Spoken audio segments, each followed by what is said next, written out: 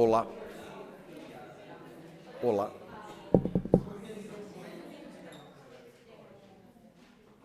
Boa noite.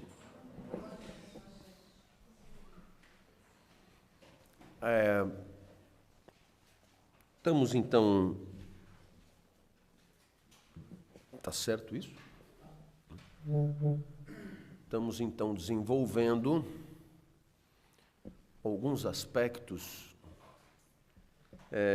da reflexão ética de Aristóteles. E vamos procurar hoje propor algum tipo de atualização do seu pensamento.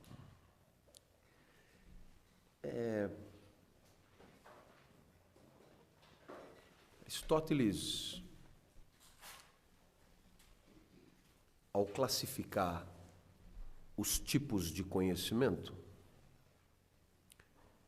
estabeleceu uma categorização consagrada até hoje. A divisão entre saberes que ele denominava de teoréticos e saberes práticos. E os teoréticos nos interessam um pouco, mas os práticos eram dois: a política e a ética. Eu não sei se você se dá conta, mas os saberes práticos em Aristóteles correspondem rigorosamente às duas disciplinas que eu tenho aqui no CRP. Ora, mas o que é que podemos aprender disso? Ora, nós podemos aprender disso duas coisas. Porque é sempre bom pensar com humildade. A primeira coisa é que, se existem dois saberes, a ética e a política, é porque, para Aristóteles, ética e política não são a mesma coisa. Isso é óbvio. Pois é, eu gosto de explicitar as obviedades. Mas aprendemos uma segunda coisa. É que, embora não sejam a mesma coisa, apresentam características próximas. Apresentam características que justificam um pertencimento a uma categoria comum de conhecimento. Em outras palavras, ética e política são diferentes, são coisas diferentes, são saberes diferentes, mas os dois estão sob o mesmo guarda-chuva, que é o guarda-chuva dos saberes práticos. Os saberes da praxis, os saberes, digamos, da conduta ou da ação humana. Ora, pensando em atualizar essa preocupação, eu trago para a reflexão de hoje dois conceitos. E eu faço questão absoluta de apresentá-los, porque ao longo do semestre passado, nós tivemos uma série de ocorrências na nossa atualidade que justificam essa exemplificação. E os dois conceitos que eu trago para discussão nesta quinta-feira são os conceitos de tolerância e laicidade. Bem,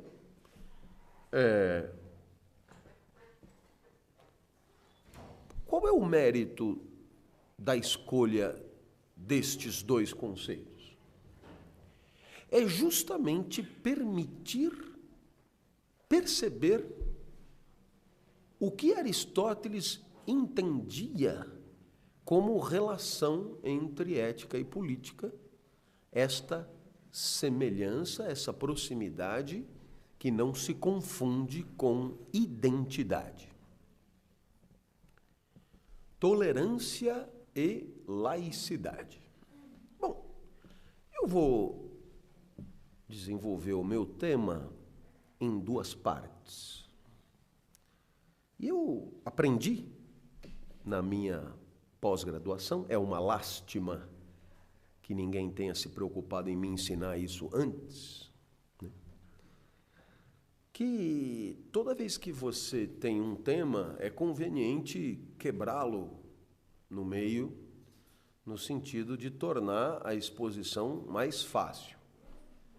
Você sabe que quem disse isso dessa maneira pela primeira vez, com preocupação metodológica, foi Descartes. Quando você tem um abacaxi grande, você divide em pequenos abacaxis, resolve cada um deles, e quando você tiver resolvido todos os abacaxis, você terá abacaxizinhos, né? Você terá resolvido o abacaxi grande. Ora, essa preocupação cartesiana, de certa maneira, você tem contato com ela na hora das aulas de redação para a FUVEST.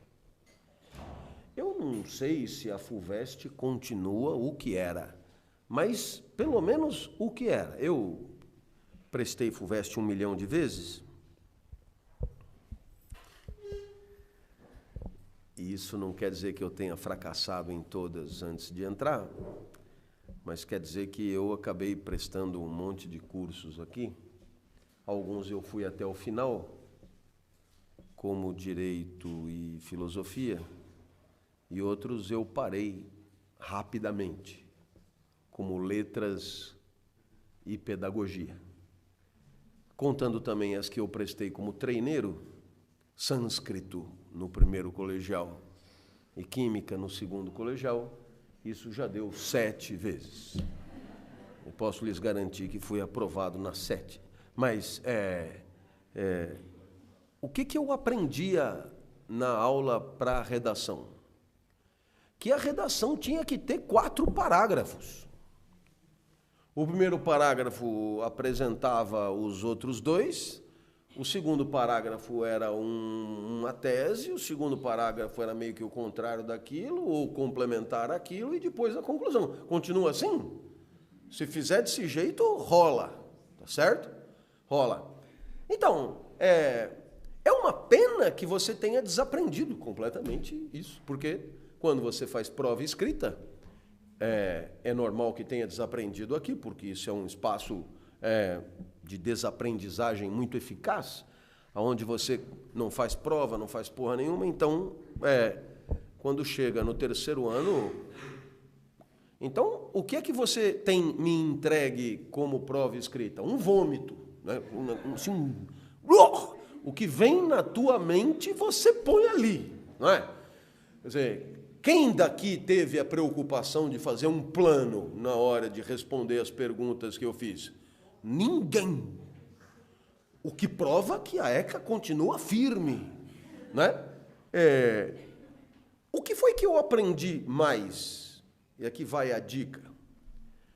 Quando você for se preocupar de novo a fazer plano, quando a vida inteligente surgir outra vez, e você estiver diante de um tema que tem 2 palavras unidas por uma preposição desse tipo, tolerância e laicidade, existe um plano, um único plano proibido. Qual é? Quem acertar ganha um abraço. Qual é o único plano proibido? Isso eu sei, porque quando eu cheguei para fazer o doutorado em Direito Público na Universidade de Paris II, o cara me botou para fazer era um curso para fazer plano. Toda semana chega, ele dá um tema e você faz o plano, entrega o plano, não precisa desenvolver, é só o plano. Primeira parte, segunda parte. 1A, 1B, 2A, 2B. No fundo era isso, né? 1 e 2, depois A e B, A e B. E tinha que estar certo o plano. Quer dizer, 1 mais 2 igual ao tema, A mais B igual a 1 e A mais B igual a 2. Né? Então, o tema era presidencialismo e parlamentarismo. O que fez o idiota que vos fala? O que ele fez? Diz? Primeira parte. Claro! Isso, eu sei que eu tenho amigos, né? E a segunda parte, parlamentarismo. Nota sobre 20. É mais humilhante tirar 0 sobre 20 do que 0 sobre 10. Não é? Porque a nota lá é sobre 20. E aí você diz, como 0? Porque lá eles não têm nenhum problema em dar 0. Certo? Eu sei que aqui tem na universidade, felizmente, escolas onde isso também é assim. 0. E se fala 0, o cara fala, claro, o senhor não tratou do tema. Mas como não tratou do tema? Se é presidencialismo e parlamentarismo, a primeira parte presidencialismo, a segunda parte parlamentarismo, eu não parei de tratar do tema.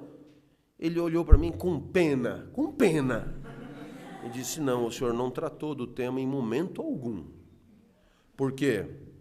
Porque quando eu dou o tema presidencialismo e parlamentarismo, o E na matemática quer dizer intersecção. Então, o que eu quero saber é o que há no meio das duas... Está vendo aqui a intersecção? Ora, o que o senhor fez? O senhor falou de um, depois falou do outro. Agora, a intersecção ficou de fora. E se você faz uma conclusão mostrando o que um tem a ver com o outro, aí então ainda é mais irritante, porque você só tratou do tema na conclusão, provavelmente. Não sei se você entendeu. Portanto, o plano jamais pode ser. Então, se você tem tolerância e laicidade, a primeira parte tem que ter os dois, e a segunda parte tem que ter os dois também. É gozado como eu percebo que alguns dão risada. Existe uma certa resistência à inteligência, né? Um certo apreço por permanecer onde estamos. Mas eu falo para os outros, né? Aprenda, porque isso teria exigido lógica, né? E a lógica mais elementar, E é intersecção. Se E é intersecção, toda prova, todo o texto tem que falar da intersecção. Então, é claro, na parte 1, eu tenho que fazer. Então, qual é um plano possível para isso? Semelhanças e diferenças. Pronto, agora você tem um plano bacana, porque quando você diz semelhanças e diferenças, tem o tema inteiro na primeira parte, tem o tema inteiro na segunda parte. Mas eu não vou falar de semelhanças e diferenças. Eu vou tratar tolerância e laicidade através do seguinte plano. A primeira parte, eu vou falar de especificidades e definições. E a segunda parte, eu vou tratar de limites. Eis aí o plano que eu escolhi, né? Muito bem. Isso tudo foi apenas uma alerta metodológica.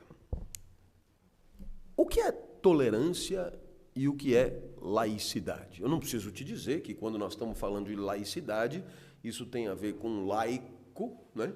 Isso tem a ver, portanto, com, digamos, uma certa postura diante de questões metafísicas e religiosas. Muito bem. Ora, o que é tolerância? A tolerância é uma virtude moral. Portanto, quem fala em tolerância está no coração da ética. Laicidade é um princípio político, é um princípio de organização da cidade. Portanto, quem fala em laicidade está no coração da política. Ora, qual é a graça de tratar desses dois assuntos? Por que aproximá-los aqui? Porque, na verdade, embora não sendo a mesma coisa, apresentam pontos de tangência óbvios sobre os quais passamos a falar. Então, repetindo, tolerância é uma virtude moral e laicidade é um princípio político. Eles têm a ver entre eles, mas não são a mesma coisa. Por isso, eles ajudam a entender essa classificação aristotélica de saberes teoréticos e saberes práticos. Quando se fala de tolerância, nós estamos diante de um saber prático. Quando se fala de laicidade, nós estamos diante de um saber prático. Só que um é uma questão ética, o outro é uma questão política. Muito bem? Comecemos, então, pela tolerância. Qual é a primeira observação que cabe fazer? Como toda virtude moral, a tolerância tem como referência o indivíduo. Né? Como toda virtude moral, a tolerância é individual. Se você preferir, é uma espécie de critério de conduta que diz respeito a cada um. Portanto, não há que falar numa cadeira tolerante. Não há que falar numa foca tolerante. Não há que falar numa cidade tolerante. Não há que falar num estado tolerante. Não há que falar numa instituição tolerante. Porque tolerância é critério de conduta individual. Portanto, quem pode ser tolerante? Um bule de café? Jamais. Mas João, Maria e Pedro, sim, podem ser tolerantes. Como toda virtude moral diz respeito ao indivíduo e sua conduta. Perfeito? Estamos indo bem? E a laicidade? Se você preferir, já que estávamos no adjetivo, mantenhamos o critério. Vamos falar então de laico. Quem é que pode ser laico? Você percebeu, né? João é tolerante, mas João jamais será laico, né?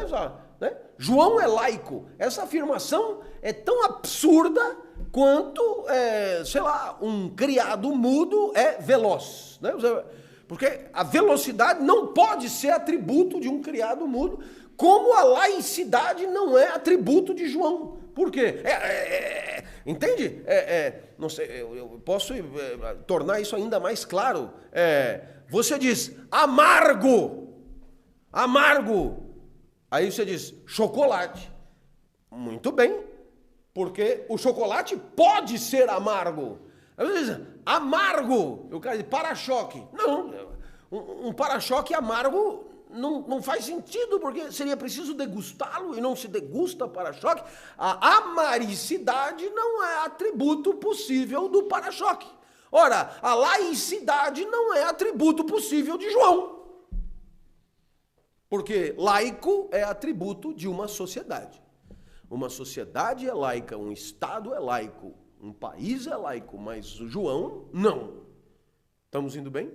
Então você percebe que João é tolerante, mas não é laico. Por outro lado, o Estado brasileiro é laico, mas não pode ser nem tolerante nem intolerante, porque a tolerância não é atributo de uma cidade. A tolerância é atributo de uma pessoa.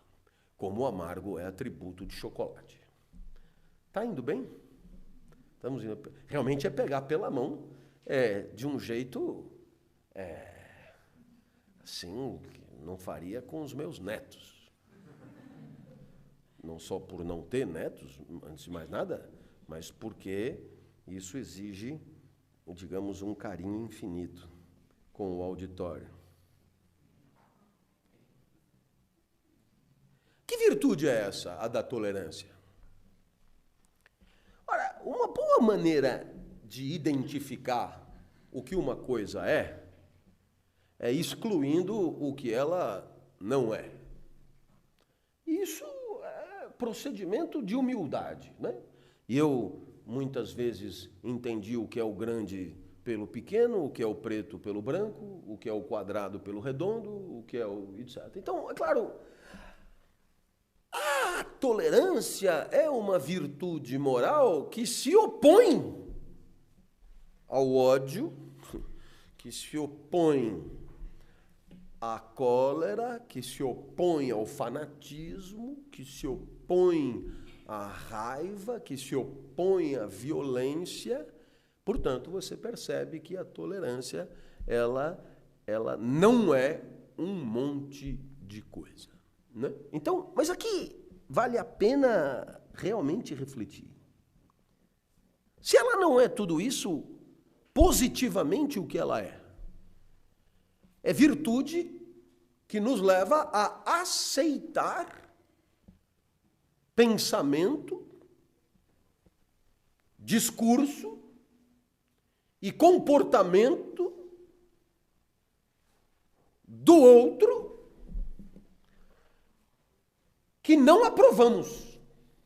Que não aprovamos. Essa é a definição positiva de tolerância. Aceitar comportamento, pensamento, discurso, isso é uma maneira de botar os três, poderíamos resumi-los por manifestação do outro, aceitar a sua existência, não é? Mas opiniões, comportamentos e pensamentos com os quais não concordamos, comportamentos que não aprovamos. Ora, essa definição tem uma série de pressupostos. E é bacana porque isso aqui é uma ocasião de mostrar um pouco de método, como é que você vai puxando o fio da carretilha. Na hora que você diz que tolerância é aceitar um comportamento, um discurso, um pensamento de alguém com o qual você não concorda, quais são os pressupostos? Primeiro pressuposto: a tolerância sempre é em relação a alguém. Portanto, é preciso que haja um outro. Não há tolerância no isolamento. Tá certo? Tá certo? Em outras palavras, alguém poderia dizer: eu sou tolerante comigo mesmo. Poeticamente é aceitável, filosoficamente é demencial. A tolerância é em relação ao outro. Portanto, é preciso que haja algum outro na parada. É preciso que haja algum outro, porque sem o outro não é possível ser tolerante. Então você percebe que a tolerância é uma virtude moral que você exerce na relação, na vida com o outro. E na vida com o outro, a gente costuma chamar de convivência. Tá certo? Vamos imaginar que algum de vocês ache que masturbar-se eu vou até melhorar a frase, que se masturbar, porque o que atrai o se, né? Que se masturbar é um vício ou defeito moral. Mas eu não sei se você percebeu, assim, por exemplo, na Bíblia consta assim. Ora, eu não sei se você percebeu, qual seria então a virtude? Não se masturbar, porque o não também atrai o se. Não se masturbar. Ótimo. Esse não se masturbar, você pode exercer na solidão absoluta, no isolamento absoluto, numa ilha, sozinho. Você não se... Eu conheci uma moça completamente alucinada, que a única coisa que ela realmente cobrava de mim era não a masturbação. E claro, o relacionamento acabou rapidamente, porque não era uma exigência que eu estava disposto a suportar. Meditem no isolamento e verão que não há relacionamento que valha essa privação. Mas estou dizendo levando a sério, né? Porque, claro, como é uma coisa que você faz sozinho, você pode mentir, você mente mesmo o tempo inteiro, então, mas se for para levar a sério, é insuportável. Então, a tolerância pressupõe um outro. Eu não sei se você entendeu. Quer dizer, não se masturbar é uma virtude, para muitos, é uma virtude que pode ser praticada no isolamento. A tolerância, não, porque ela sempre é em relação a alguém. Se não tiver alguém, não tem tolerância. Então, Robinson Crusoe. Esse não estava completamente sozinho, né? Tinha outro. Sempre, nem para isso a literatura serve. Né? Mas, sei lá, alguém rigorosamente sozinho. Tom Hanks. Tom Hanks pode ser? Tom Hanks não pode ser tolerante. Porque não há em relação a quem ser tolerante. Ficou claro? Muito bem. Qual é, então, o segundo pressuposto? O segundo pressuposto é que este alguém manifeste pensamento, discurso e comportamento. Em outras palavras, é preciso que este alguém, ele encarne uma mensagem. Certo? Eu queria te dizer que, nesse sentido, nós estamos também no coração de reflexões sobre comunicação. Eu poderia aqui perfeitamente dizer que tolerância só é possível diante de alguém que comunica, se você preferir. Diante de alguém que comunica. Né? Então, teoricamente, alguém que não pensa, não diz nada e não faz nada, não há como ser nem tolerante, nem intolerante. Mas alguém que não diz, não pensa e não faz nada é um abajur, provavelmente. Né? E não há nem tolerância, nem intolerância em relação a um abajur. O problema somos adeptos da tese que tudo que existe comunica quando observado por alguém. Então, é claro que, nesse sentido, é perfeitamente possível a intolerância acontecer mesmo diante de alguém que não tenha aberto a boca para falar dos seus pensamentos. Basta se vestir e a comunicação se dá através do vestuário, basta a posição do corpo e a comunicação se dará através dos gestos. Então, a tolerância ou intolerância depende de uma forma privilegiada de comunicação que existe sempre que duas pessoas estão em relação. Está perfeito isso aqui? Esse é o segundo pressuposto. Porque o primeiro é existir alguém. Segundo, que esse alguém comunique. Mas há um terceiro pressuposto. E qual é o terceiro pressuposto? Que esse alguém comunique algo que eu não aprovo. Que esse alguém comunique algo com o que eu não esteja de acordo. Portanto, existe a premissa da desaprovação, a premissa da não concordância como condição da tolerância ou da intolerância. Em outras palavras, Papa Francisco, e você é um católico de carteirinha. Não há nem tolerância nem intolerância.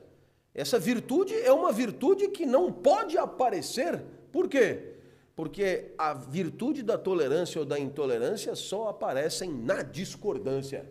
E, claro, como você é católico de carteirinha, por definição tem que concordar com o que diz o Papa. Então, é claro, não há aí o pressuposto fundamental da tolerância ou da intolerância, que é justamente a discordância e a desaprovação. Está perfeito, né? Se você é um comunista feroz, não é? Não há por que ser tolerante ou intolerante com o que sugere o camarada Stalin ou o camarada Lenin e assim por diante. Não há tolerância e intolerância na concordância. Portanto, a tolerância pressupõe discordância, pressupõe desaprovação. Muito bem. É muito bacana porque estamos construindo um cenário, né? Então, resumindo, não há tolerância enquanto virtude moral na ausência do outro, portanto, no isolamento. 2, na presença de quem não manifesta, ou seja, na incomunicação. E 3, não há tolerância enquanto virtude moral na concordância. Né? Então temos aí 3 pressupostos que decorrem imediatamente da nossa definição. E qual era mesmo a nossa definição? Tolerância é virtude que nos leva a aceitar comportamentos e opiniões que não aprovamos. Muito bem. Ora, eu queria trazer aqui uma definição de tolerância que vai nos propor Voltaire. Você sabe que Voltaire escreveu um lindo tratado sobre a tolerância, mas não é esse livro que eu estou me referindo. Eu estou me referindo a um dicionário filosófico, que curiosamente eu adquiri numa banca de jornal. Sabe desses livros capa dura que vendem em banca de jornal? Dicionário Filosófico de Voltaire. E Voltaire lá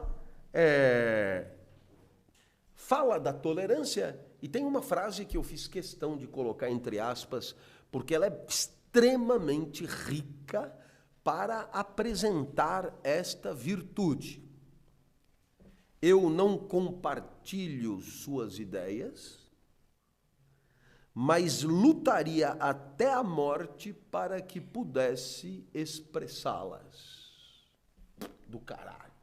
Matou a pau. Tolerância é isso. Não concordo com você, mas farei de tudo para que você continue pensando o que pensa e dizendo o que diz. Esse é o tolerante. Sou tolerante, é um jeito virtuoso. Muito bem. Ora, aqui eu queria apresentar 3 problematizações periféricas em relação a essa questão. E, curiosamente, essas 3 problematizações, elas servem para qualquer virtude. Portanto, nós estamos no coração do nosso problema. A tolerância pressupõe aquilo que a psicologia chama de dissonância cognitiva. E o que é a dissonância cognitiva? Quando você vai estudar a recepção, uma das maneiras de estudar a recepção é você, por exemplo, se dedicar a perceber que com o controle remoto na mão, as pessoas vão trocando de canal freneticamente. Então, claro, como bom cientista, o que você tem que acreditar é que aquela troca de canais tem causas. Não é assim. Não, estou trocando porque estou trocando. Não. Tem causas. Ora, o que é que a psicologia cognitiva nos propõe? Toda vez que você se depara com mundos com os quais você não se afina cognitivamente, isto é, com os quais você não concorda, no caso de uma pessoa, você tende, quase sempre sem perceber, você tende a evitar aquela mensagem dissonante. Eu vou repetir. Qual é o princípio da dissonância cognitiva? O princípio da dissonância cognitiva mostra que todos tendemos, no mais das vezes inconscientemente, a procurar no mundo mensagens que sejam consonantes e, portanto, alinhadas com o que acreditamos certo. E a evitar aquilo que é contraditório com as nossas convicções. Então, se você gosta do Lula e tem um tucano na televisão falando mal do Lula, a chance de você zapeá-lo é muito alta. Por quê? Porque isso te produz um certo desconforto. Ora, eu queria que aqui você entendesse o que eu estou tentando explicar. O que é a dissonância cognitiva?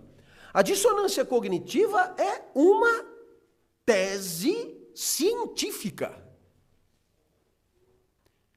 A tolerância é uma virtude moral. A dissonância cognitiva é um saber teorético. A tolerância é um saber prático. E onde está a diferença? A diferença está no seguinte: apesar de sabermos que, quando uma mensagem no mundo está em desalinho com o que acreditamos, tendemos a evitar, a virtude moral da tolerância nos leva a aceitar, a se expor, a continuar ali e, portanto, a reconhecer a existência de um ponto de vista, um discurso ou um pensamento que não é aquele com o qual você concorda. Perceba, então, que a tolerância é virtude moral de resistência ao princípio da dissonância cognitiva.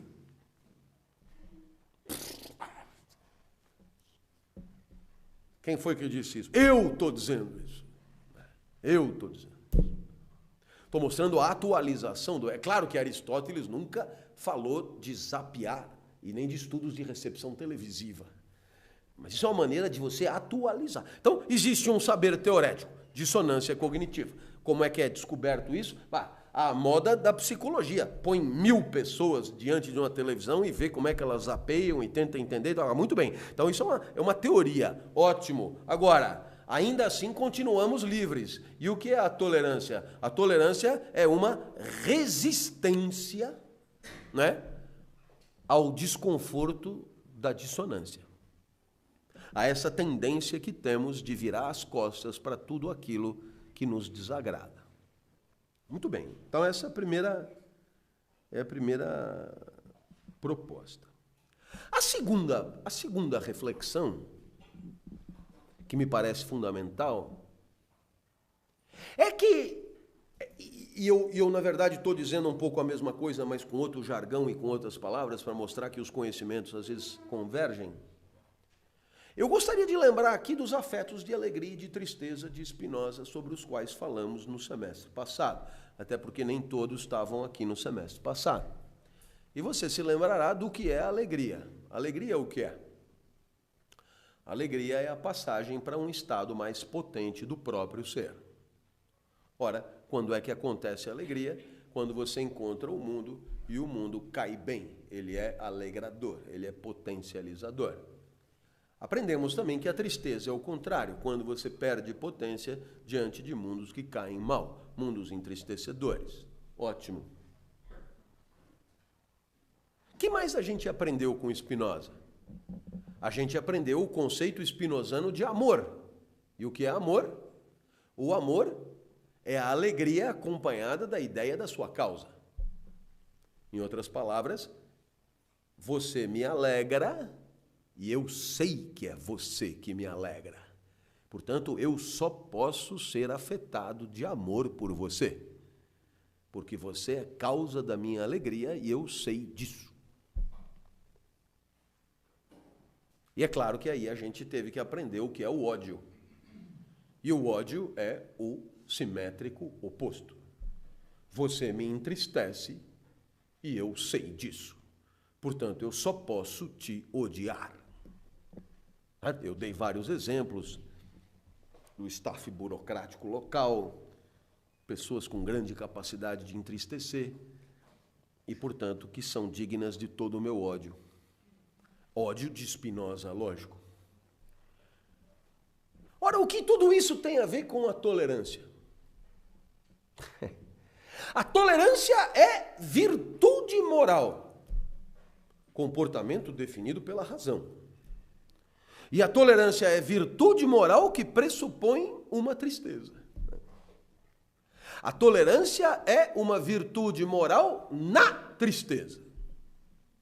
Em outras palavras, o desacordo, que a psicologia cognitiva chama de dissonância, a teoria das paixões chama de tristeza, apequenamento de potência, e, portanto, você tem o quê? Você tem uma situação de resistência a um mundo entristecedor. E como você sabe que é aquele mundo que te entristece, poderíamos dizer que a tolerância é uma resistência ao ódio.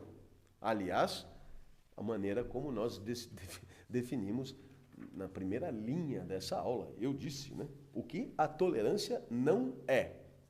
A tolerância é a virtude moral que exclui, e aí eu disse, a violência, o fanatismo, o ódio, etc. Agora nós terminamos a demonstração.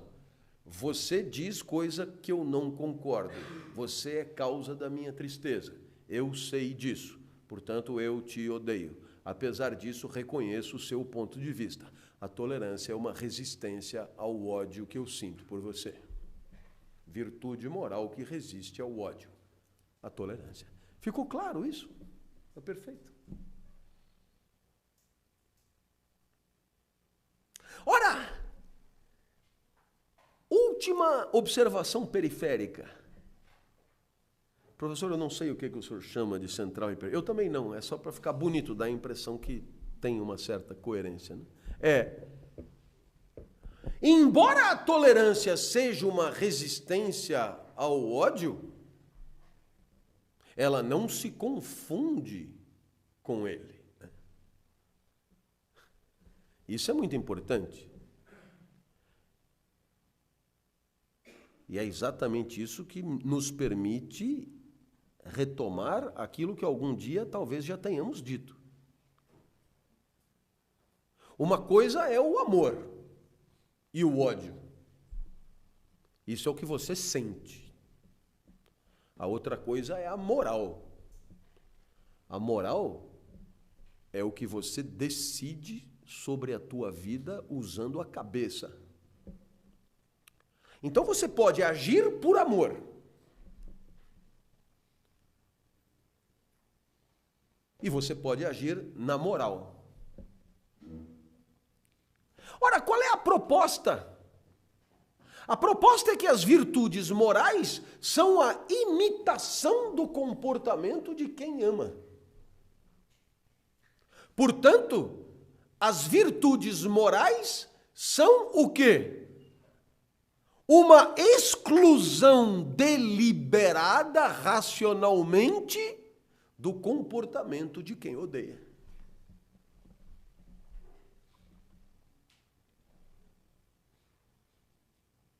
Eu sei que você me contempla boquiaberto, porque a aula vai ganhando em sofisticação.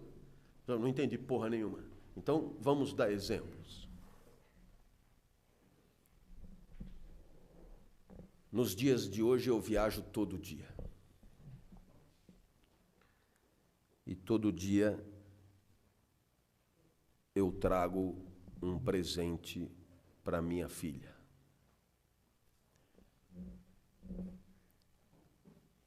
Então, isso desperta ciúme. Até da mãe. E a mãe diz, como você é generoso com a Natália.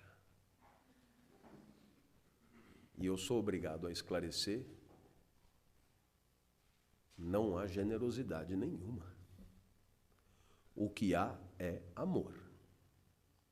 Quem ama, dá. Quem não ama, pode dar também. E quando você dá sem amar, você é generoso.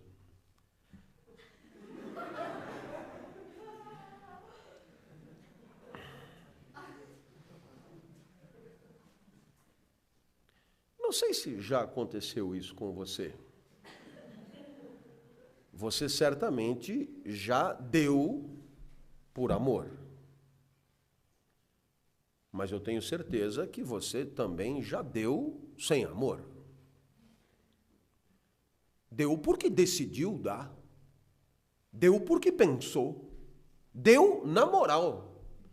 E quando você dá na moral, você é generoso. Quando você dá no amor, você é amoroso. Os dois dão. Só que um dá porque sente dar. O outro dá porque pensa dar. Eu jamais dou para a Natália porque um pai deve dar para...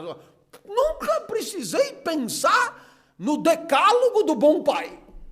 Porque eu sinto de dar. É possível que para outras pessoas eu não sinta de dar. E dê. Mas aí é na moral. Entendeu o exemplo?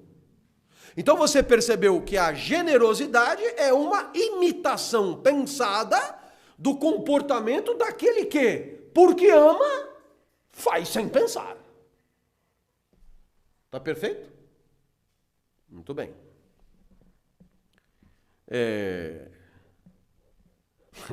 Seria muito interessante você, num momento de intimidade máxima, você pergunta para a pessoa, você me ama?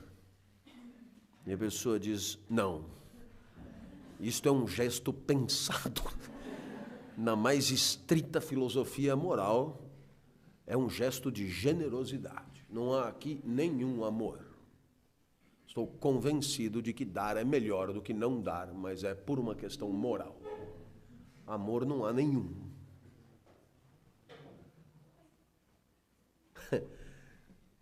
Veja como é paradoxal. Como você se sentiria se alguém dissesse isso? Muito mal, disse esta jovem de calça pink. No entanto, pare para pensar. Se aquele que copula com você, copula por amor, acautele-se, porque o amor sai na urina. E se ele copula por amor, deixará de copular quando o amor acabar. E quando é que o amor acaba? Nos dias de hoje, quando a primeira mais interessante passar pela frente. Portanto, veja só, você quer que ele fique com você para sempre e no amor? Ora, não seja besta. Se for para sempre, tem que ser na moral. No amor, não, o amor acaba com a célula, o amor é vida, o amor é energia, ele acaba. Se estão trepando com você por amor, vá arrumando um plano B.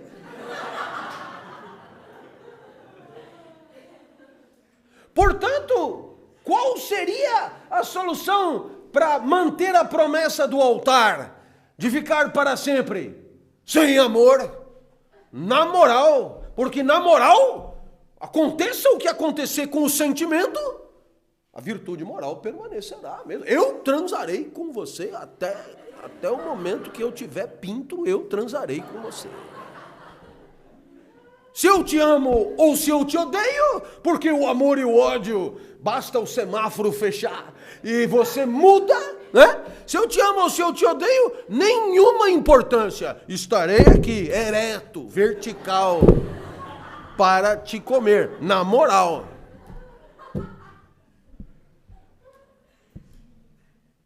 Esse é o grande paradoxo. Você quer amor e para sempre. Para sempre, só moral. Amor é escapar disso. Se quer que ame, ótimo, mas aceite. 2, 3 meses. O resto é tudo... Quando eu digo assim, curiosamente, eu devia estar fazendo assim. É tudo na moral.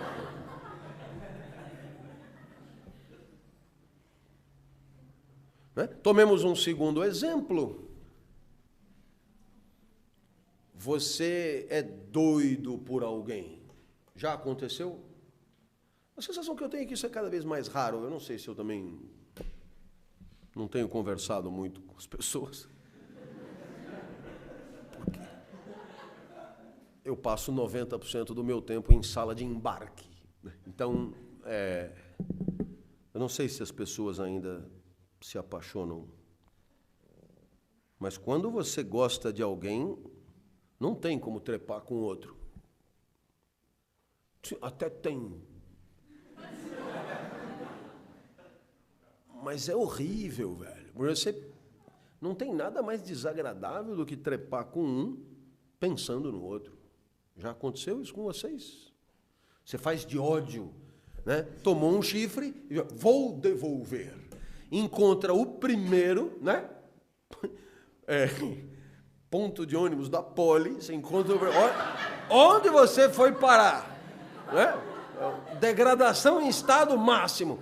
Ponto de ônibus da Poli, né? Você diz, você, venha me comer. E aí você dá pro cara pensando no outro. É uma coisa muito triste, né? Então, quando você ama, a exclusividade do sexo é por amor. É por amor. Quase, não tem, você pensa na pessoa 24 horas por dia, isso me aconteceu uma vez. Você pensa 24 horas por dia. 24 horas por dia. Então com quem você vai transar? Com ela. Porque você come com ela, almoça com ela, dorme com ela, faz xixi, acorda de noite, vai fazer xixi no vaso, a figura da pessoa aparece. Você pinta. Não aconteceu isso de olhar, né? Você pega e fala, pô, o que você estava fazendo na privada ontem à noite?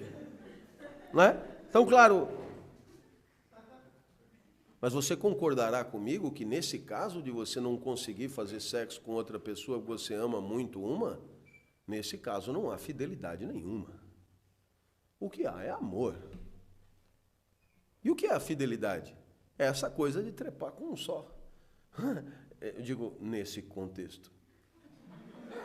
Porque você pode decidir, na moral, presta atenção, eu não te amo mais, mas eu não vou sair por aí trepando, vou continuar trepando só com você, até porque já não tenho mesmo para muito, então você já está aí mesmo, então é coisa... Então, agora você é fiel.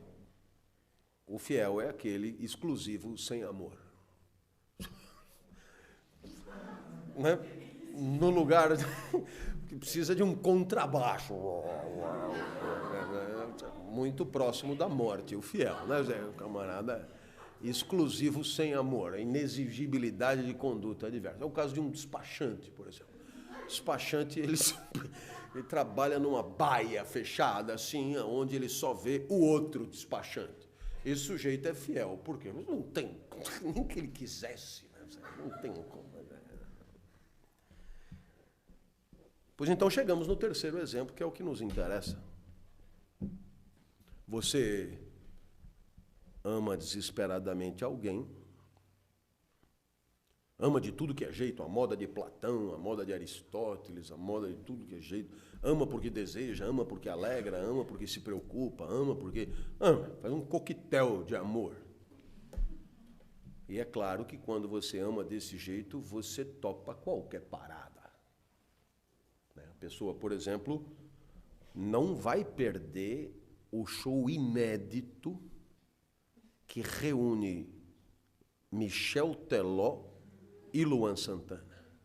Não tem como perder. Aí você olha... Você, né, velho, que já teve a sua dignidade, coleção de Pink Floyd no vinil, né, você que, né... Aí você diz, vamos lá. Tá certo? Vamos lá. Mas você vai por quê? Tolerância? Amor. Sabe? Aceitar uma opinião com a qual você não concorda. Quando é que existe tolerância? Quando você aceita a opinião diferente da tua sem amor. Tolerância não é amor. É uma resistência intelectual e moral ao ódio. Mas não é amor, porque amor é uma coisa, tolerância é outra. Acaba dando no mesmo? Muitas vezes sim, porque quem ama, digamos, aceita de muito bom grado tudo com o que não concorda. E quem é tolerante? Também, só que sem amar. Eu não sei se você já viveu relacionamentos afetivos mais longos, mas a passagem do amor para a tolerância é uma passagem dorida, né? Porque enquanto você está apaixonado, você encara qualquer parada, tá tudo bem. De repente vai acontecendo um fenômeno interessante. À medida que o amor vai acabando, você começa a engolir mais difícil. Né? O que você quis dizer com isso? Então, a passagem para a tolerância é uma passagem dolorosa. Toda passagem do amor para a moral é uma passagem dolorosa. Porque quando você dá porque ama, nossa, dar é um espetáculo. Agora, dar sem amor, dar na moral é outro esquema. A passagem do amor para a tolerância é uma passagem dolorosa, por quê? Porque o amor compensa o desalinhamento.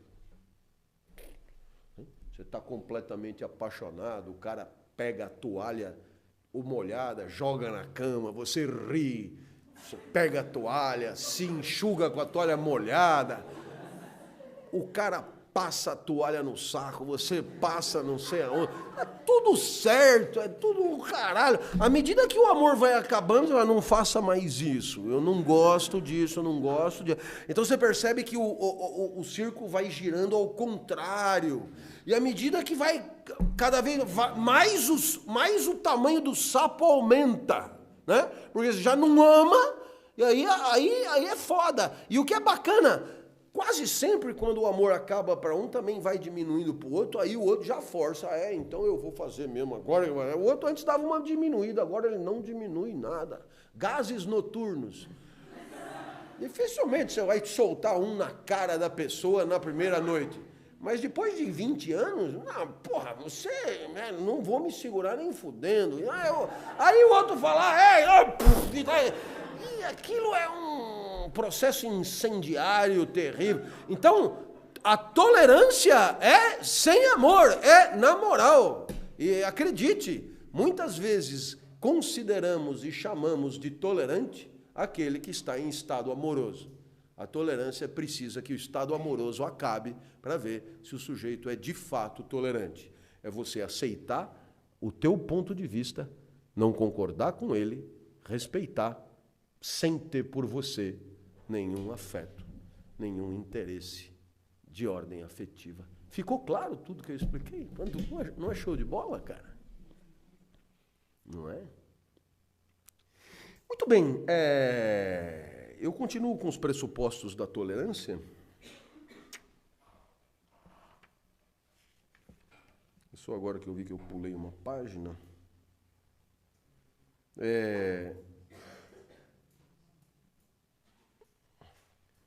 E aqui eu proponho mais um pressuposto.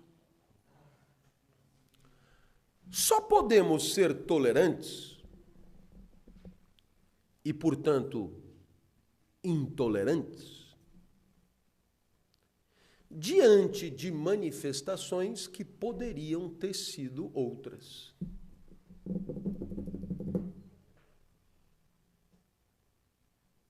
Aí você olha e diz, da onde o senhor tirou isso? Da onde eu não sei, mas foi num avião voltando. Mas é isso. Vou te dar um exemplo. Um terremoto. Você vira e fala, você tem uma coisa que eu não aceito, é um terremoto. É mesmo? Bela bosta, velho, o terremoto está cagando e andando para você.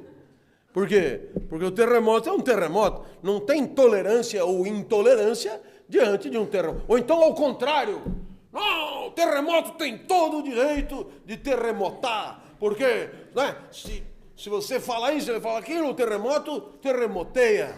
Eu tô dentro, tô aplaudindo e tal. É estúpido, tanto um quanto o outro. Não há tolerância diante de acontecimentos da natureza, porque eles são inexoráveis. Então, não há tolerância diante do cachorro. Eu sou muito tolerante com o meu cachorro. Você é ignorante com o seu cachorro. Por quê? Porque o cachorro age como só poderia agir. E ninguém pode ter tolerância ou intolerância diante de uma coisa que é o que só poderia ser. Ah, mas ele me perturba. Isso é outra história. Isso é outra história. A tolerância não é isso. A tolerância, portanto, é sempre diante da conduta humana. Por quê? Porque é a única coisa no universo que poderia ser diferente do que ela é. Mas tudo na conduta humana? Claro que não. Me faz lembrar, eu gosto sempre, o meu filho mais velho, que tem agora 25 anos, e que agora não trabalha mais com champanhe, mas trabalha com o quê?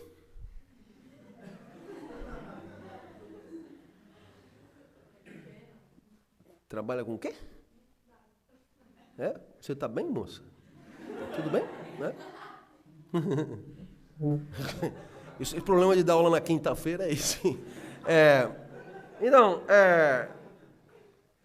trabalha no marketing da seleção brasileira. O meu filho morou na França e lá na França eles têm uma educação completamente diferente da nossa. A educação libertária é tipo exportação, né? Piaget, Freinet, o caralho, isso é para ser comprado pela elite do terceiro mundo. Lá é ortodoxo. E a mulher um dia me chamou, Madame Catrangy, e ela disse: Monsieur, votre enfant a vomi par terre. Seu filho vomitou no chão. Eu olhei e falei, bom, ainda bem, né? Porque se ele tivesse vomitado no teto, seria mais difícil. E ela me disse, mas ele tinha que prevenir. Falei, minha senhora, se ele chegou a vomitar é porque não deu para prevenir. Eu não estava lá, mas eu acho, né? Porque é constrangedor vomitar. E ela pegou e falou, não sei, vocês que vêm de países exóticos. Eu peguei e falei, não, toda vez que a gente vomita, a gente sempre procura alguém, abre a calça da pessoa por trás e vomita dentro. Mas jamais no chão, é uma regra de educação que a gente sempre respeita. E eu fui para casa pensando, essa mulher é intolerante. Mas mais recentemente eu me dou conta que ela é só escrota. Mas ela...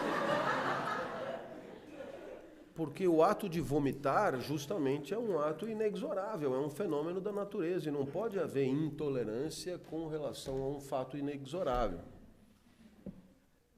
Você quer ver, tem outra coisa que não pode haver nem intolerância nem intolerância. É com aquilo que nós sabemos ser absolutamente verdadeiro. Então, não há tolerância ou intolerância na matemática. Né? Ou seja, 2 mais 2 são 4. Pois é. Essa afirmação não gera em mim, não permite despertar em mim nem tolerância nem intolerância. E se você diz que 2 mais 2 são 5, você erra, mas o erro é inexorável, dadas as condições cognitivas que são as tuas. Portanto, a intolerância não é nem uma questão de verdade, nem uma questão de erro. Existe tolerância ou intolerância ante opiniões e pensamentos em relação aos quais não temos uma verdade absoluta. Do tipo, o Estado de São Paulo estaria em melhor situação se não tivesse sido governado pelo mesmo partido nos últimos 20 anos. Ponto. Eu não sei se você percebeu, mas eu estou emitindo uma opinião que poderia ser outra. E aí você pode exercitar a sua virtude moral da tolerância. E quando é que você exercita? Quando você não concorda comigo, mas aceita a minha opinião diferente da sua. Ficou claro? É evidentemente que no caso de 2 mais 2 são 4, isso não é possível. Tá certo? Então, espero que você tenha percebido esse aspecto da tolerância e da intolerância. A tolerância é uma virtude moral que está sempre diante de outra manifestação de natureza moral ou política também. Tá certo? Então, quer dizer, o sujeito diz, lá fora tem um coqueiro, esse é o tipo de manifestação que não se presta à tolerância ou intolerância.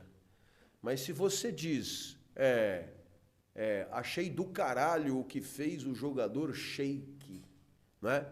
Ao dar um selinho no seu colega, etc e tal, e achei uma babaquice o que fez a torcida do Corinthians e não sei o que lá, pois esse é o tipo de afirmação que se presta a você, a despertar em você tolerâncias ou intolerâncias. Não sei se está ficando claro, né?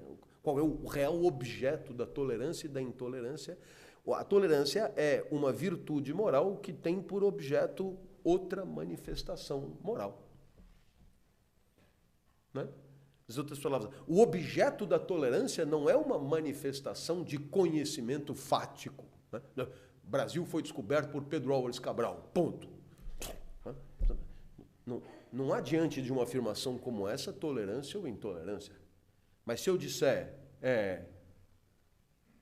um governo verdadeiramente socialista que promova de fato uma real distribuição de renda fará do Brasil um país melhor dentro de 20 ou 30 anos. Eis aí uma manifestação que pode despertar em você tolerância ou intolerância, porque você pode não concordar, mas pode eventualmente respeitar a minha posição, a sua existência ou não, propriamente. Eu não sei se você está me levando a compreender.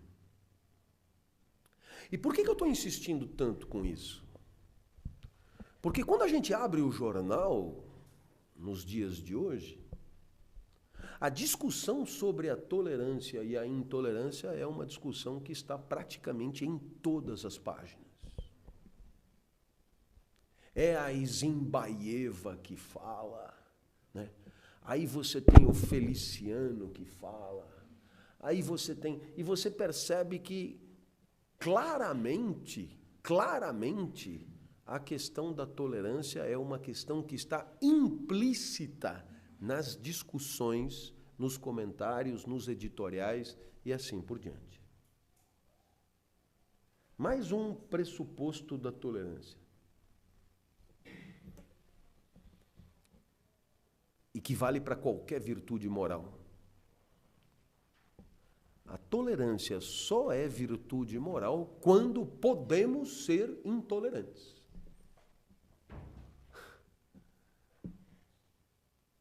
Em outras palavras, eu poderia usar isso para qualquer virtude moral. A virtude moral só faz sentido se você pode ser viciado. A virtude nunca é uma inexorabilidade, ela é sempre uma possibilidade escolhida. Lembra do anel de Giges. O que é a virtude moral? É aquilo que você faria mesmo que fosse invisível. É aquilo que você faria mesmo que fosse invencível. E, portanto, você só é tolerante se você pode ser intolerante. E quando é que você pode ser intolerante? Você pode ser intolerante quando você pode punir ou impedir a manifestação do outro. Você pode ser intolerante quando você tem poder para ser intolerante. Portanto, veja o paradoxo. Para poder ser tolerante, é preciso ter poder para ser intolerante. Porque senão a tolerância é uma resignação passiva e de virtude não tem nada. Yes! Chega o Anderson Silva e diz, você tem cara de besta. E você diz, vou usar da minha tolerância e vou aceitar a sua opinião que discrepa da minha. Não, velho. O que existe aí é uma impossibilidade de fazer diferente. Portanto, quando é que você pode ser tolerante? Quando justamente você pode fazer calar o objeto da sua intolerância. Portanto, a tolerância é uma virtude moral dos fortes, exercida diante dos fracos.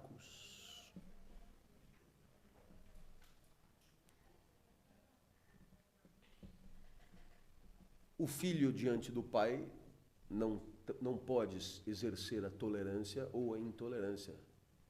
Ele cala a boca no tapa. Já o pai pode ser tolerante. Por que pode ser tolerante? Porque pode ser intolerante. A tolerância sempre resulta de uma escolha que pressupõe a possibilidade da escolha contrária, como em qualquer virtude moral. Ficou claro? Não é show de bola isso? Você sabe por quê? Porque no final das contas, quando você discute liderança, chefia, exercício de poder na empresa, etc. e tal, ora, por que a tolerância é o tipo de discussão que só interessa o corpo gerencial e diretivo da empresa? Porque é preciso ter poder institucional para ser intolerante. E é claro, a raia miúda não tem como ser intolerante. Portanto, não há tolerância quando não pode haver a intolerância. O subordinado em relação ao chefe é resignado. Não há virtude. O chefe pode ser tolerante, porque pode ser escroto. Para ser legal é preciso poder ser escroto. Não é espetacular? Onde o senhor aprendeu tudo isso? Vindo do Rio para São Paulo agora há pouco. Olhando as nuvens.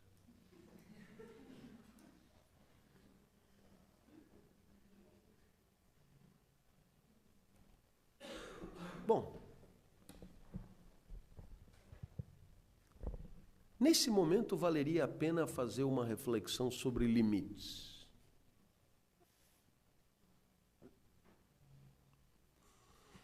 E eu, mais do que fazer uma reflexão sobre limites, eu vou sugerir uma reflexão sobre limites.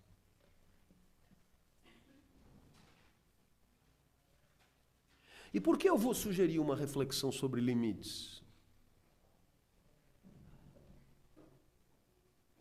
Porque você poderia pensar que a tolerância é uma virtude moral sem limites. Então, bastaria fazer 2 ou 3 perguntas para que o constrangimento aparecesse.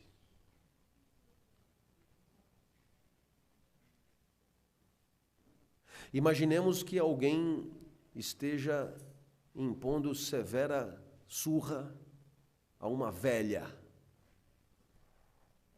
num ponto de ônibus. E por quê? Porque esse alguém acredita que os velhos ocupam espaço demais no mundo e deveriam morrer. Ora, você pode escolher entre interromper a surra ou não. Mas se você interromper a surra, você está sendo intolerante em relação a um ponto de vista que não é o seu. Então você deixa o cara matar a velha em nome da tolerância. Eu não tinha pensado nisso. Pois é. Quer mais um exemplo? Os nazistas fizeram o campo de concentração. E lá eles mataram alguns milhões de pessoas. Pudesse você evitar, você não evitaria, em respeito a um ponto de vista que não é o seu. Eu, por mim, não mataria ninguém, mas como eu sou tolerante, então que matem. Afinal de contas, todo mundo tem o direito de manifestar seus pontos de vista, não é?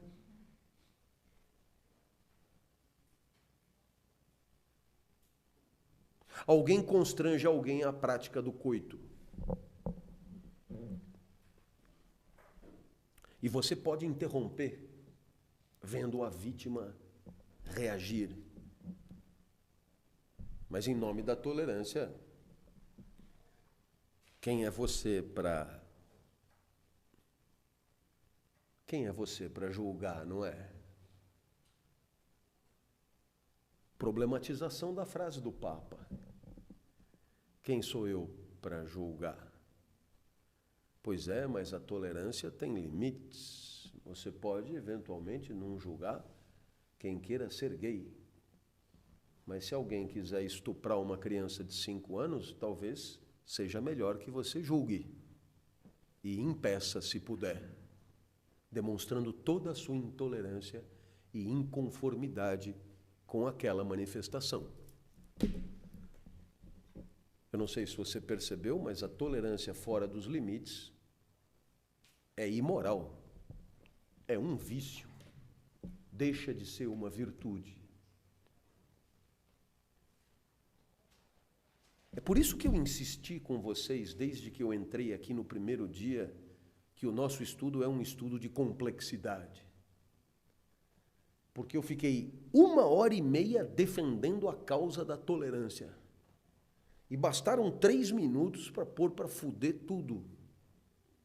Porque fica evidente que se você for tolerante com tudo, você está assinando embaixo todas as barbaridades que o homem comete sobre o mundo. E é por isso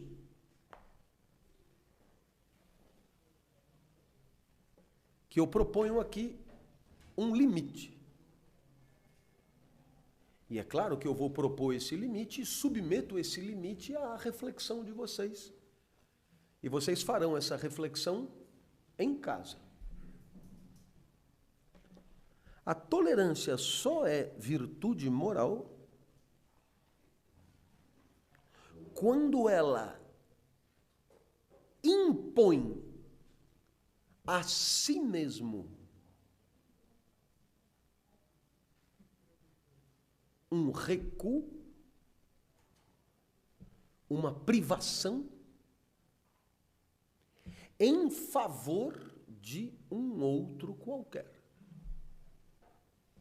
Vou repetir, porque eu não sei se você percebeu, em todos os exemplos que eu dei, o tolerante é aquele que deixava alguém fazer alguma coisa ruim com outro alguém. A tolerância só é virtude moral quando você se obriga a você mesmo a aceitar o comportamento de alguém e, portanto, é uma privação sua e que não vale para mais ninguém.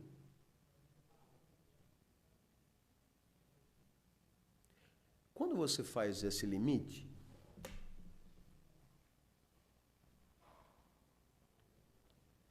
de certa maneira, você coloca a tolerância no seu devido lugar.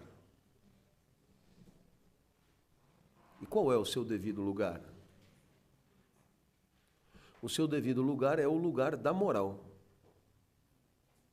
Pensamento individual que busca a identificação da melhor forma de agir e de viver.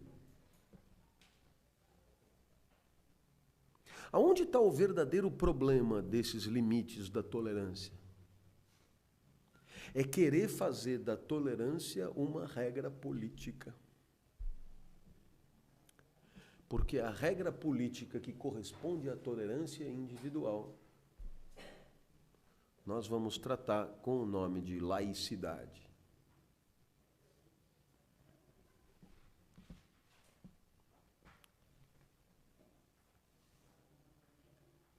Ora,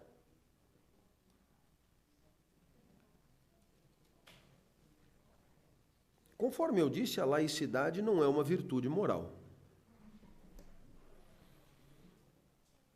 E a laicidade não é uma virtude moral simplesmente porque ela não é individualizável. Ela não é referência de conduta individual. Ser laico não é atributo de uma pessoa. A laicidade, portanto, é um princípio político. Mas aqui você tem uma primeira semelhança. Porque da mesma maneira que para ser tolerante eu preciso escolher, podendo ser intolerante, para ser laico, o Estado tem que escolher, podendo não ser laico. Em outras palavras, enquanto a tolerância é uma opção moral individual, a laicidade é uma opção política coletiva. Resulta de uma deliberação coletiva.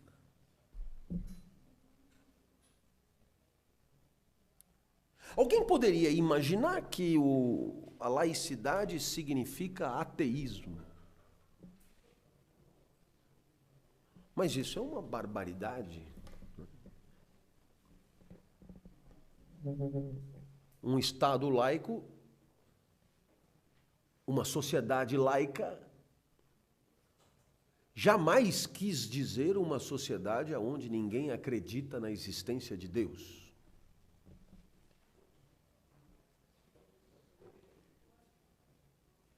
Um Estado laico ou uma sociedade laica também não quer dizer ausência de religião. Eu diria até que muito pelo contrário. A laicidade tem a ver com a forma como uma sociedade se organiza. E é claro, a organização particular de um Estado laico qual é?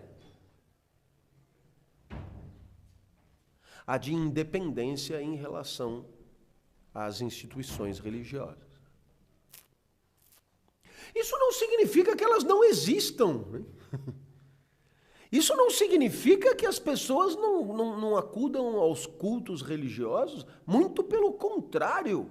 Para que o Estado possa ser independente das instituições religiosas, é preciso que as instituições religiosas existam. E a laicidade também é a independência das instituições religiosas em relação ao Estado. Liberdade de culto, portanto. Eu vejo, portanto, por detrás da laicidade 3 características. A neutralidade do Estado frente às diversas instituições. Em segundo lugar, a independência do Estado frente a essas instituições. Em terceiro lugar, a liberdade não só do Estado frente a essas instituições, como vice-versa.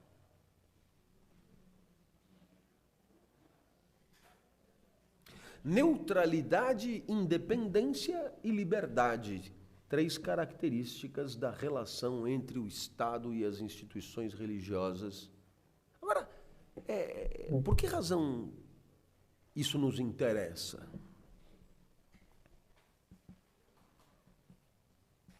Porque a todo momento você assiste o Estado brasileiro tendo que dar conta de questões que um Estado laico não deveria dar.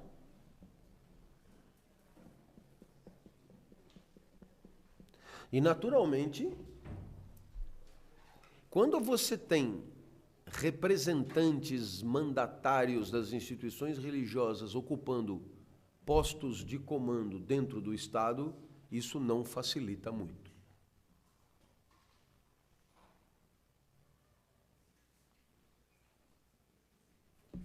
Existem estados que não são laicos. O Vaticano é um. Israel é outro. O Irã é outro.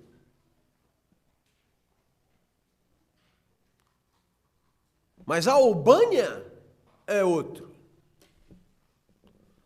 Porque na Albânia é proibido o culto religioso. O ateísmo é a lei. E o Estado laico não é o Estado ateu. O Estado laico é o Estado indiferente, autônomo, neutro em relação a toda e qualquer manifestação religiosa.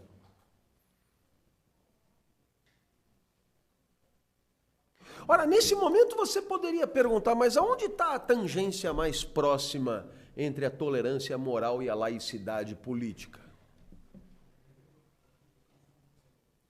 E é aqui que a gente presta homenagem a Aristóteles. Todo mundo entendeu que tolerância é coisa de João. E laicidade é coisa do Estado brasileiro. Todo mundo entendeu. E, portanto, são coisas diferentes. Mas tem a ver, naturalmente que tem a ver. Porque para você ter a tolerância moral, é preciso poder ser intolerante e vice-versa. E, portanto, é preciso de uma liberdade que um Estado não laico não costuma dar. É o que a gente já disse tantas vezes, a moral e o exercício da moral pressupõem uma liberdade que é o contrário da repressão. Por outro lado, a laicidade do Estado é por ela mesma garantidora do exercício possível da tolerância. E, de certa maneira, pessoas tolerantes tendem a patrocinar um estado de abertura para N credos. Eu não sei se você percebeu, mas são absolutamente interligados. Porque se você tem uma certa intolerância em relação a um certo tipo de pensamento, nada mais normal que, na condição de dominante, você faça com que o Estado deixe de ser laico, ou seja, proíba esse tipo de manifestação. A tolerância e a intolerância são, portanto, resultado do exercício da consciência moral, enquanto que a laicidade e o dogmatismo são o resultado da consciência política. E as regras de moralidade individual que chancelam a tolerância e a intolerância também têm muito a ver com as leis que chancelam a laicidade e o dogmatismo dentro da sociedade. Então, eu não sei se você percebeu, mas nós estamos, de fato, traçando caminhos paralelos, aonde ética e política, mesmo sendo diferentes, guardam entre si profunda imbricação. E é aí que fica fácil entender a pergunta: qual é a cidade boa? É aquela em que as pessoas possam exercer a sua moralidade da melhor maneira possível. E qual é a moral boa? Aquela que permite o surgimento de uma cidade a melhor possível. São a mesma coisa? Não são, mas obviamente estão imbricados e têm a ver. E para estar imbricados, é preciso que sejam diferentes. Porque quando são iguais, são a mesma coisa. Não há nem dois, só há um. Para estar imbricado, é preciso que haja A e B. E é isso que estamos tentando demonstrar nessa que é a aula de hoje. Ok? Muito bem.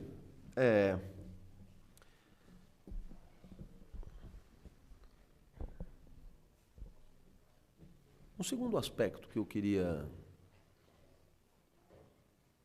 desenvolver rapidamente tem a ver com as críticas de Aristóteles ao dualismo de Platão.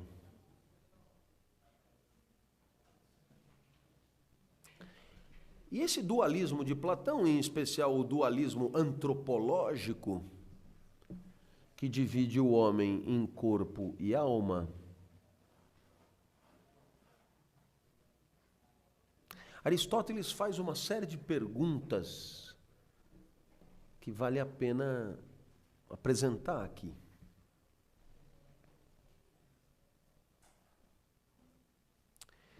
E a primeira dessas perguntas é: no caso do homem ser de fato constituído por duas partes, a pergunta é: o que é o homem efetivamente?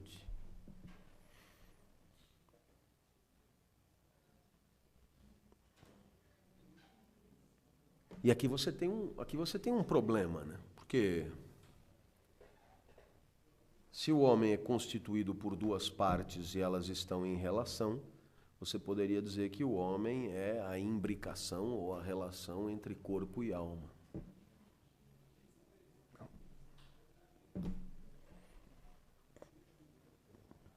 Mas essa relação é uma relação esquisita, por quê? Porque a alma dura e o corpo dura menos. A alma é eterna e o corpo é finito. Então,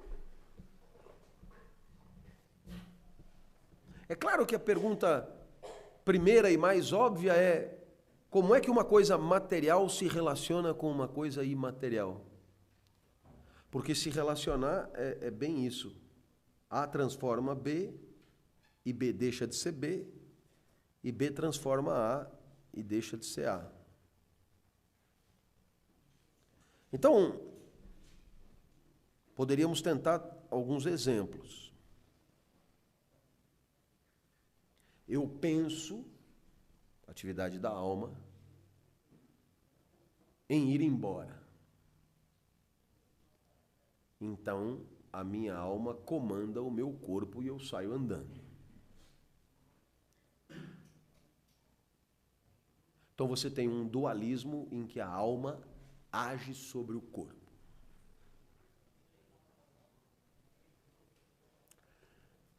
Você pega um alfinete e espeta o alfinete na minha coxa.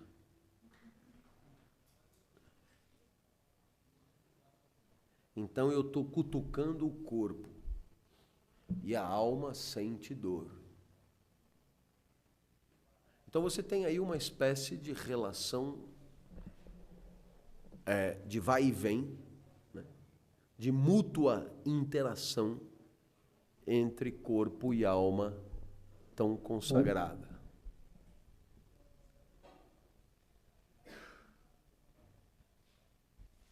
Então, se você diz que é o corpo, que você é o corpo mais a alma em interação, quando o corpo morre, o que acontece?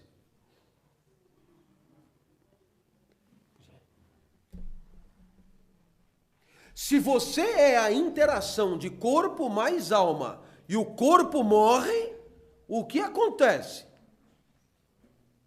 Você não pode ser mais a interação do corpo mais alma porque o corpo não está. Não sei se você percebeu. Então, de duas uma. Ou você é só a alma.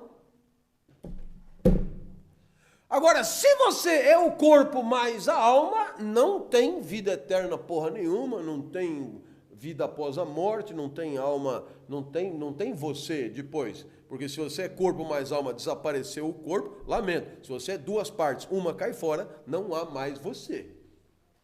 Não há mais você. Então você tem aí o tipo de problematização que passou batido, né? São críticas do pensamento aristotélico ao pensamento platônico. Mais do que isso, se quando eu espeto um alfinete, você sente dor, é sinal que o corpo afeta a alma. Ora, se o corpo afeta a alma, mudanças no corpo determinam afetações na alma. Então a pergunta é: se um simples alfinete já fode com a alma, o que dirá a morte do corpo? Então, a famosa pergunta é: quem me garante que a morte do corpo não determina por ela a morte da alma?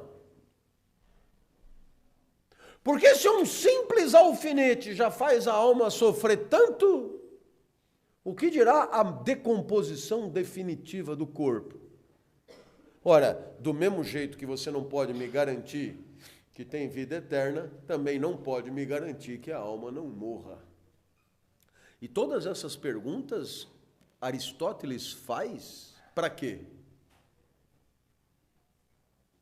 Para problematizar no sentido de que fiquemos com aquilo que é mais seguro. E o que é mais seguro? O que existe é o que está aí.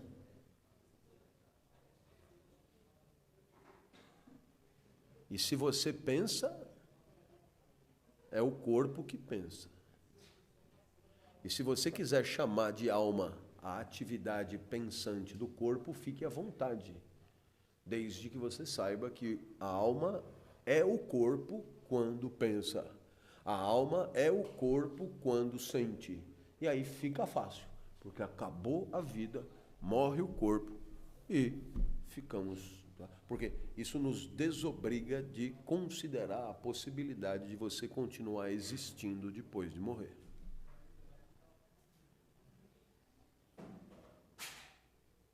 E se você perguntar para Aristóteles que graça tem a vida se ela acaba tão rápido, e Aristóteles diz, e aonde que você vê graça em outras coisas?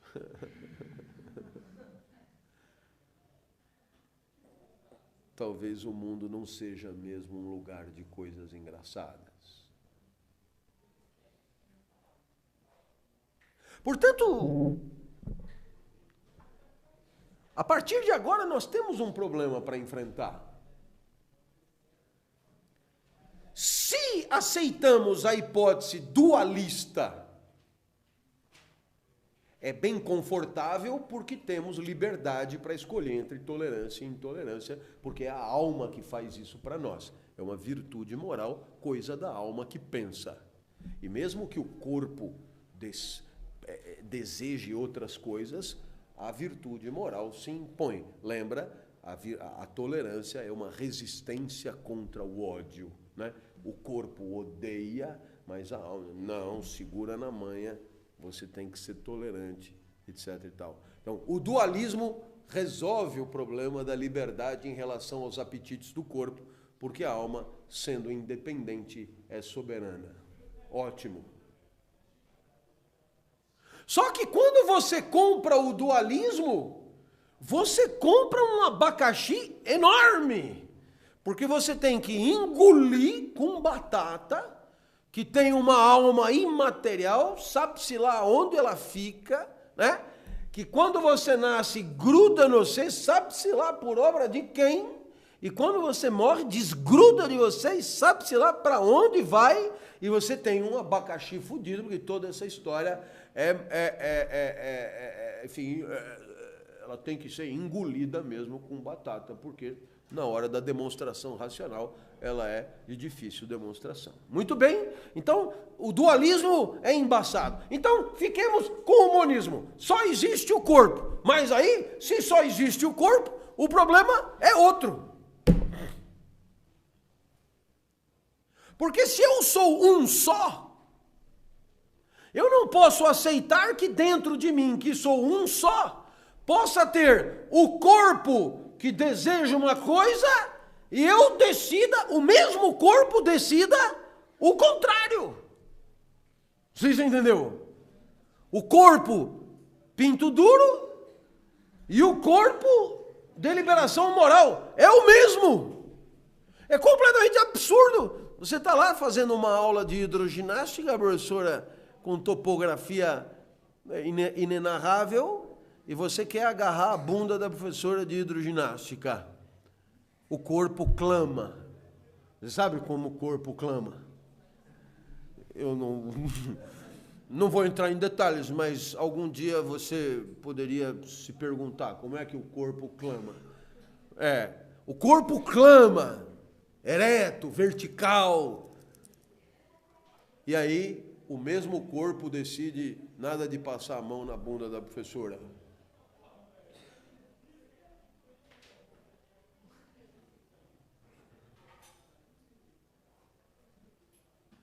Aparentemente não tem resposta. O que teria me feito pensar na contramão dos meus apetites? O que teria me feito decidir na contramão das minhas inclinações? Se é o mesmo que se excita e que delibera. O normal seria que toda deliberação fosse no mesmo sentido do tesão. O que sabemos não acontece. Quase nunca. Não é? Concorda ou não concorda? Quando é que você decide no sentido do seu tesão? Uma em cada 1000. Você sai por aqui, sai pelo corredor, por você já beijaria um, agarraria o outro, passaria a mão na bunda de outro. O que você faz? Porra nenhuma. Porra nenhuma. Quando é que você se atreve a fazer alguma coisa que o teu corpo pede? Uma em cada 1000. E olha, você vê qual é o risco, calcula, vai, vê se aprova, vê se coisa, vai e volta e tal, e aí toma uma, ajuda, química, pô, e o caralho, agora vai e tal, para você conseguir fazer alguma coisa fora disso, então você não faz. Então a pergunta é, o que cazzo acontece que o teu corpo, o mesmo corpo que tanto deseja, tanto empata a foda? Bom, você percebe que nós temos diante de nós um problema que, obviamente, nós vamos discutir muito sem conseguir resolver. Porque, é claro, você hoje, no pensamento de hoje, você tem os dualistas, você tem os monistas, você tem... E todos, cada um defendendo o seu ponto de vista. Por quê? Porque, obviamente, não há uma verdade, porque não é possível demonstrar que a alma não exista. Como não é possível demonstrar que Deus não existe. Como é que eu vou demonstrar que Deus não existe? Precisaria fazer uma investigação por toda a imaterialidade do universo, passar em revista e dizer, não achei Deus nenhum. Pois é, mas não dá para fazer isso. Razão pela qual essa coisa de alma, de Deus e de tudo que é metafísico é uma coisa que fica no campo das ideias e por isso mesmo resiste até hoje na sua mais estrita complexidade. Beleza? Aprenderam o que é tolerância? Então, boa semana até quinta.